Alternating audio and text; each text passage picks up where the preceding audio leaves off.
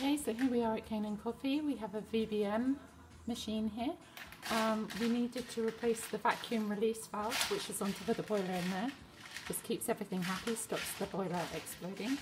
The problem with the machine is it wasn't getting steady pressure. So now we've replaced that on top, and that's good, pressure's all good. And up in here we've replaced the head gasket screen and the head gasket. We've also deep cleaned this machine and descaled it, and now it's ready for a test. That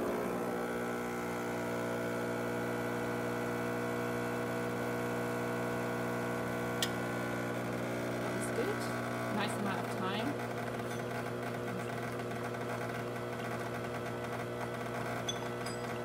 Nice looking coffee coming out, happy with that.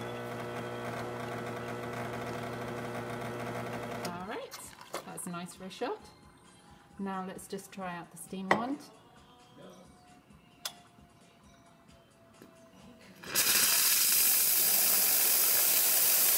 So we just steam good. Yep. All working well. And then let's just test the water as well. I'll just put that over there. There we go. And the hot water is coming out well as well. Okay, thanks very much.